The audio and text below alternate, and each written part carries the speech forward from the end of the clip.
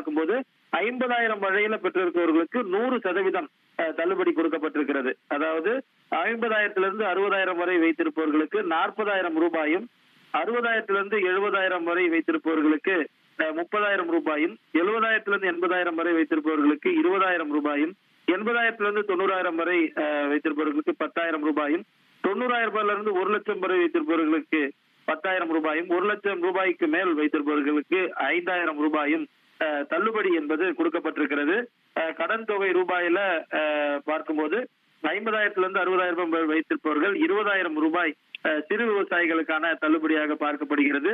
அதே போல 60,000 70,000 வைத்திருப்பவர்களுக்கு 15,000 ரூபாய், இப்படி குறு சிறு விவசாயிகளுக்கு தள்ளுபடி டாரிஃப் என்பது வெளியாக இருக்கிறது. கூட்டுறவு வங்கியின் மூலம் பயிர்க்கடன் பெற்ற இதர பெரு விவசாயிகளுக்கு தலா 5,000 ரூபாய் பயிர்க்கடன் தள்ளுபடி செய்யப்படும்.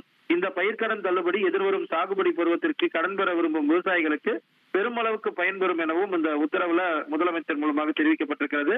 இந்த பயிர்க்கடன் தள்ளுபடி திட்டத்தின் கீழ் சுமார் கடந்த 1/5/2025 முதல் 28/2/2026 வரை கூட்டுறவு வங்கிகளில் பயிர் கடன் பெற்றுள்ள 14,22,555 விவசாயிகள் பயனடைவார்கள் என்றும், இதனால் அரசுக்கு ரூபாய் 2,044.46 கோடி கூடுதல் செலவினம் ஏற்படும் என்றும் தெரிவிக்கப்பட்டிருக்கிறது.